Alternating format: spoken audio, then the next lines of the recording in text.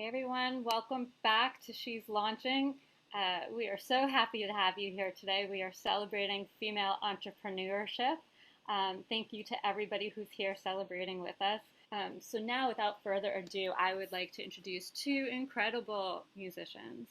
The first, Kymberly Stewart, is a dynamic singer-songwriter, musician, and actress from Los Angeles, California. She literally just ran in the door to be with us today. So thank you, Kymberly, for that. She has two children's albums out there that you should absolutely be getting your hands on. And you can find all of the information about Kymberly on our website and on her website as well. I would like to note that she is a voting member of the Recording Academy, as well as an active member of Family Music Forward, an organization that amplifies and supports Black artists, children, and communities, and the Children's Music Network. So be sure to check them out. Kymberly also has her own YouTube channel that she launched in 2020. So this woman is fierce. So we are excited to have her here today. Additionally, with Kymberly, I am so pleased to introduce my friend and colleague, Amelia Robinson, who is a Brooklyn-based performer and educator who facilitates collaborative music-making experiences that inspire positive change and authentic learning, social emotional learning. I can tell you for myself, when you see one of Amelia's shows, everybody is watching and everyone is engaged. She has currently been developing her new messy music curriculum and has launched a brand new album. So we are so excited for all of that.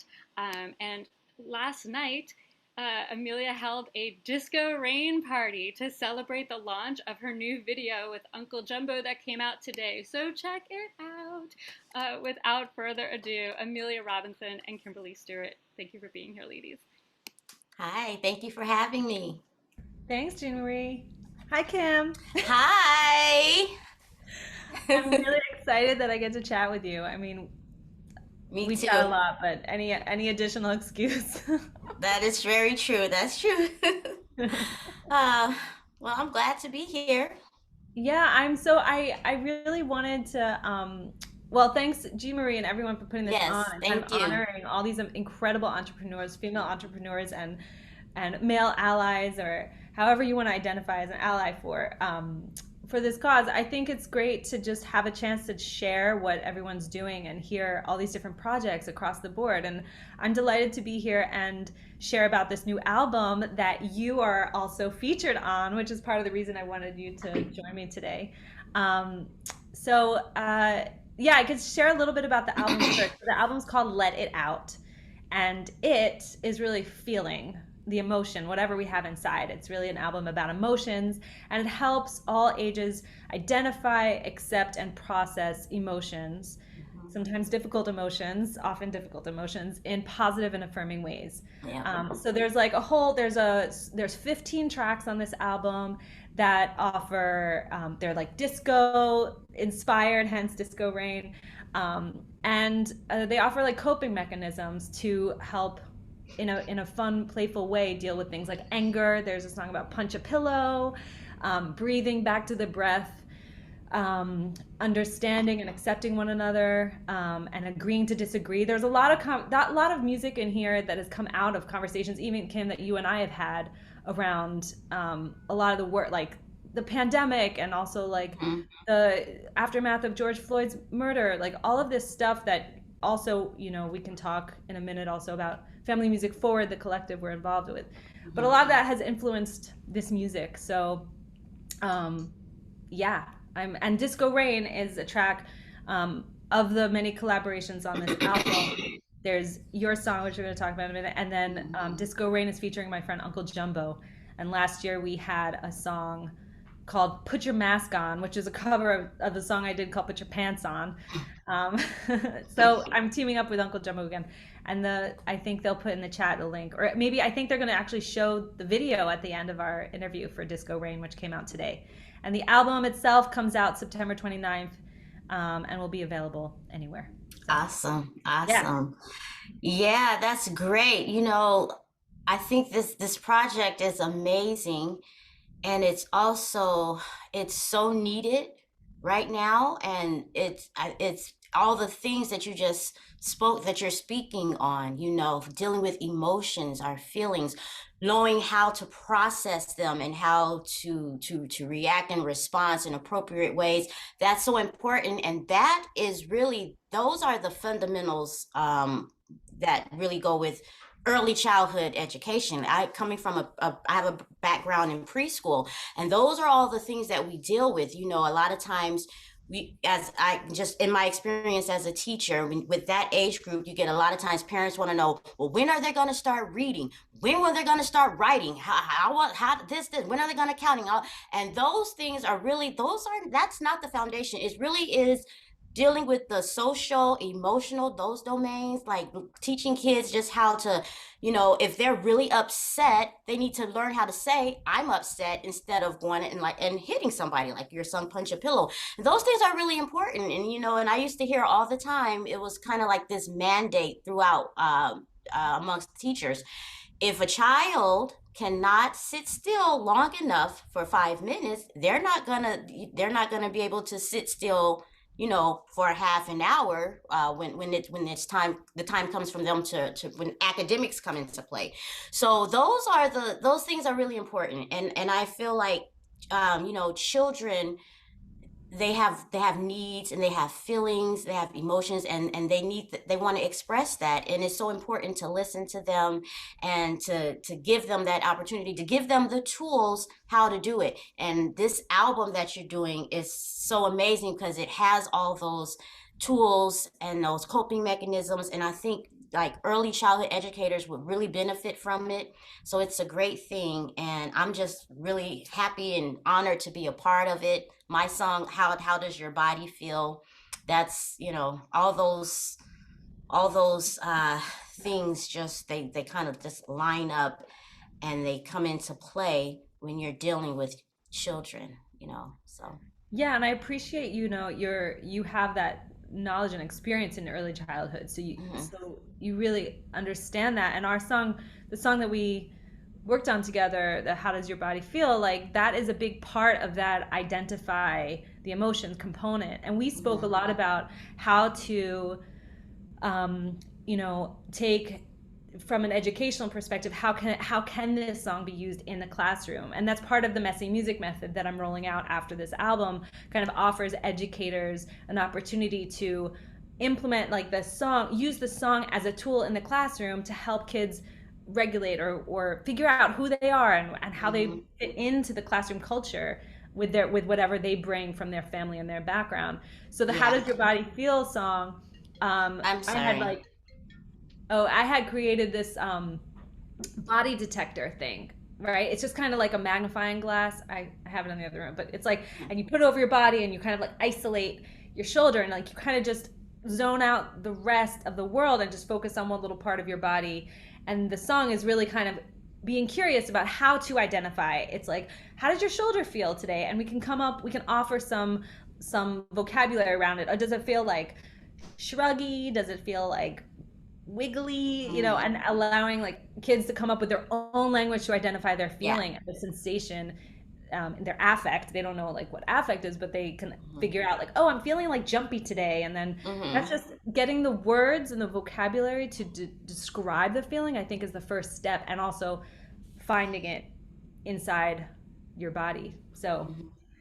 I love that song for that reason. Also, the song is like amazing because you're on it. Yeah, thanks. No, it's that bass line. Oh, I remember the first time you asked, when you first reached out to me about singing it, and you sent me the track, and I'm a big I love bass. And I love, that's like my favorite instrument, even though I don't play it. But I'm telling you, for me, what really makes a song amazing is a cool bass line. And so that song has a really popping bass line. So yeah, it's fun. It's a lot of fun. It reminds me of when I was growing up in the 80s, and we had the Schoolhouse Rock, and how they took, educational aspects and put it to music, and then they would make the video around it, and it was fun. It was really, it pulls you in. It has that, for me, it's nostalgic of, you know when we were kids. Yeah. Oh, I love that. I love Yeah. that. I mean, I think a lot of family music is kind of breaking those grounds into finding new ways to do it and speak to the next generation. Because of course, Mm-hmm. like we get nostalgic about the Schoolhouse Rock or Free for You and Me or whatever it was. There were kind of like these few albums that were for families directly, and now our work in Family Music Forward is to kind of amplify and elevate like a lot of artists of all backgrounds, all races, like especially Black artists who Mm-hmm. are underrepresented in the family music field. It's a Mm-hmm. predominantly white and kind of male space. Mm-hmm. The people that we see continuously on the top of these lists do not represent the children that exist in the world. So Right. Right. Yeah. The children who are watching. That is so true. yeah. Yep. I'm sorry. I didn't want to No, cut go you off. ahead. Go I ahead. mean, take it. No. Yeah. I think that is so important.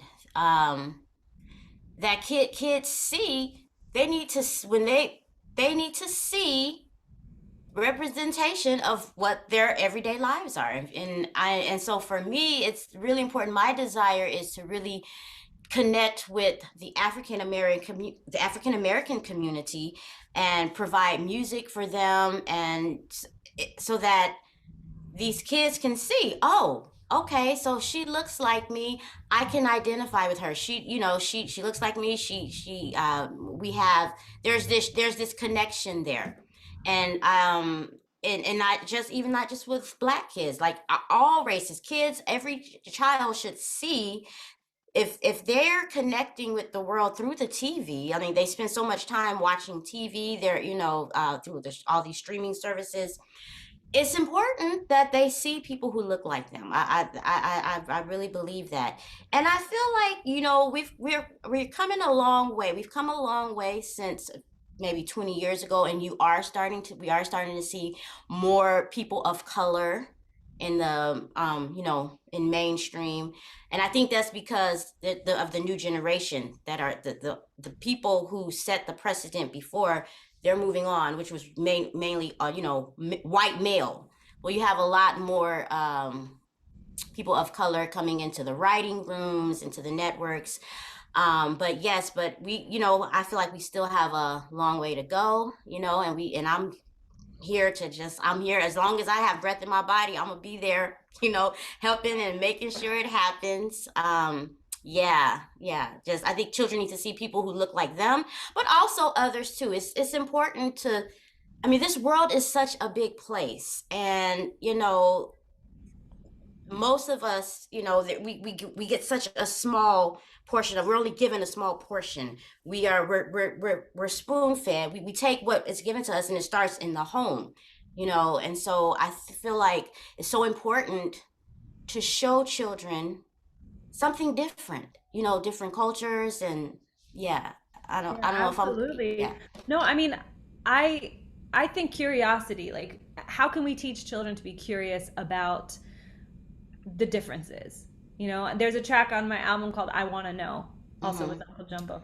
Um, it's like, I want to know how you see the world. I want to know, I know what life is like through my eyes, Mm-hmm. through my ears, like through my nose, but what's it like for you? Like, how can we kind of facilitate and educate? Even adults need to learn that first, almost, so that children can then, we need to model that behavior. But being curious about it. And I also want to mention that, Kim, you're on this album I co-produced with Aaron Nigel Smith and Shine of Shine and the Moonbeams, called All One Tribe. And it's Mm-hmm. a collection of 24 Black artists, all sharing your perspectives on what life is like. And it's astounding, the variety of styles. It Mm-hmm. challenges, the norm of what we think music can be, Black music can be, or family music can be, because there's Mm-hmm. so many styles represented. There's like, I mean, I would love for you to share Yeah, your experience yeah, on that that's album. true. Okay, so that is a very good point. Because even with Black artists and Black music, we have this. It's just assumed there's this one style of Black music, which is R&B and funk and soul. Hey, get down, and that's my style. That's my preference. That's what I grew up on. But even within the Black culture and the Black community, there are still so many different there are different pieces and offerings that we bring. And in this when we had the first we had the celebratory meeting after we done the whole album, and one of the artists, Tommy Solati, he's from the Alphabet Rockers, he said, well, I can never say that black people don't play the ukulele, because Nikki, what another artist, she had her song is fully ukulele. And that was for me, that was that had an impact on me, and here's why. Because a lot of times when you hear children's music, it's like it's either someone playing a guitar or a ukulele, and it's very kind of, four chord, C, F, G, back to C, and then you may have be of the opinion, well, okay, and you usually mainly see non-black people doing that. You don't see mostly the black people. We're either gonna be rapping, or we're gonna be putting it over some hip hop beats, or very those old R&B ish, that genre. But and you can develop the idea, well, that's what black people do. We make this kind of music. But then we have all these artists coming, and we have some of us, we got a ukulele on there. We've got some country. Reese Palmer, she has a country song. And so for me, this was a personal experience for me. I had to change my perspective and change the way I think, even about my own people, my own culture. No, we're not just in this one genre. We do all kinds. We have all kinds of offerings. And even in myself, I like country. I like all kinds of music, and I grew up on gospel. My niche, I think, is jazzy gospel. That's my style. That's what I grew up on. But I love Broadway. I love writing songs that kind of have like a theatrical theater musical feel to it. So the point that I'm trying to make here is I have a tendency to go off on a tangent. So just bring me back if I do. Just be like, hey, Kim, come on back. For me, it's just being open and seeing that as people, there are so many parts of us, and we just don't know it because maybe out of fear or out of what we've been conditioned to think by our environment in our home. We're told, well, this is what we do. This is what we do. And this is what you do. So you kind of just take that, and you, based on just that one little perspective, you kind of create your world around that. But I'm here to say, let's challenge those thoughts. Let's challenge that thought process and that perspective, and say, hey, there's a lot of us out here, and we have a lot to offer. And also, I wanted you were saying, how do we teach kids? How do we respond to kids being curious, or how do we teach?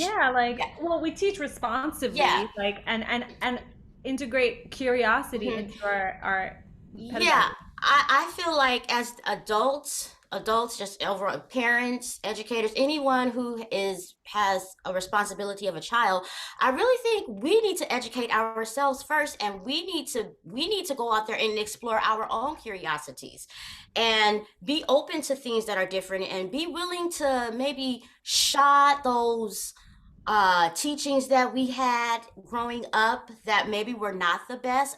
From my personal experience, I grew up in a household where my mother was God. We went to church every Sunday, but God came home with us, and it was my mom. And she was, this is this, and that is that, and ain't no other way. And she had this one saying, she would say, I know I'm right, and I don't need no amen. So growing up with that, I had a very if closed-minded perspective, if you will, and I, to the point where anything that was different from what I had been taught was right, I completely I didn't receive it. I was very closed off to it, and it took a lot of experiences in my life and growing up, and till I got to the point where I had to realize, you know what I'm being taught is not aligning with what I am seeing in the everyday world. I can no longer reconcile these teachings to my personal experiences. And so I had to just say, you know what, I want to be open, and I want to learn more about others. And just because it's different from mine doesn't make you wrong. It doesn't make them wrong. And I'll end with this. When I was teaching preschool, there were two little kids in my class. There was a little girl and a little boy. The little girl had two moms, and the little boy had two dads. And I would say, I wasn't really aware, but I was just in the habit of saying, okay, I don't think mommy would be really happy if she knew you were behaving this way. Just general, oh, mommy and daddy are not gonna like it if I have to tell them that so and so is not listening, or oh, mommy and daddy are gonna be so proud to know that you had a good day. And this little boy, when he said to me, I don't have a mommy. And it just stopped me, and it made me think, and I knew this all along. I knew, because I know who his parents are. And I apologize. I think it's important for adults to apologize to children, and adults need to be able to admit that when they've made a mistake, or, and I said, I'm so sorry. And so I changed my language. And so I started to just say, like, when I was speaking directly to him, I would make sure I say, well, daddies, or I just your parents, and I went from saying like mommy and daddy to parents, and then I expanded it, the grown-ups in your lives who love you very much, that in this particular setting, that's what was needed, so yeah, I think it's so important for adults to be open to learning, and just tolerating and respecting. You don't have to take on certain beliefs. You don't have to embrace them, but you can learn about them and just shift your narratives. Like, exactly, yeah.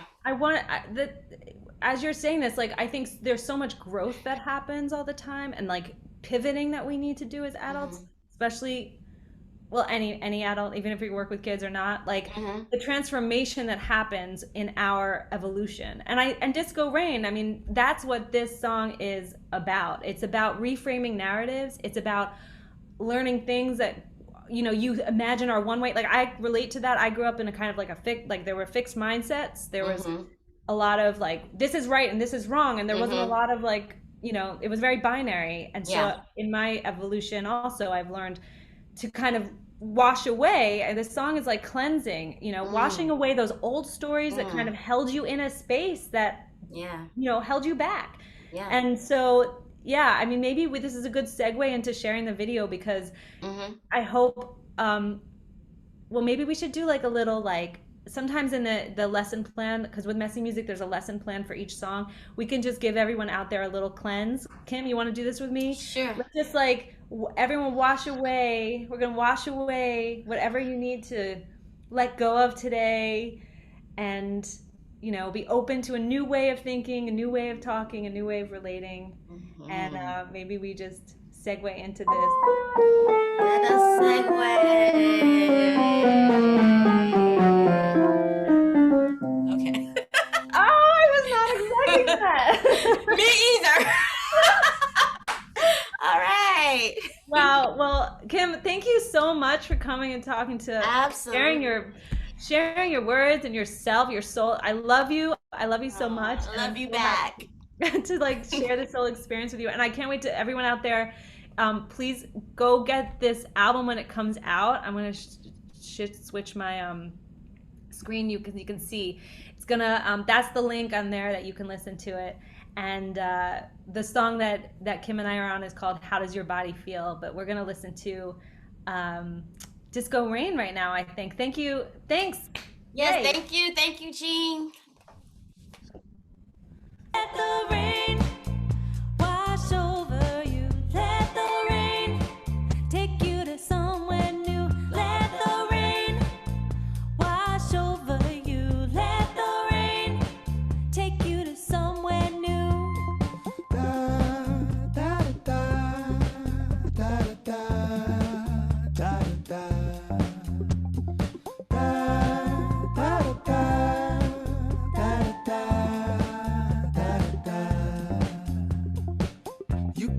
your whole life underneath and on it, dodging all of the raindrops falling, gripping tight to your umbrella.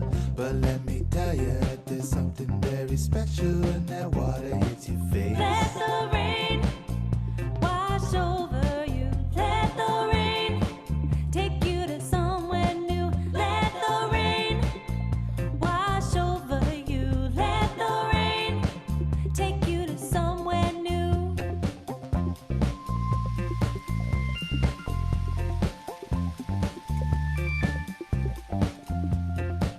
It's like a present that you wait so long to open. There's a path of possibilities and you should get to going.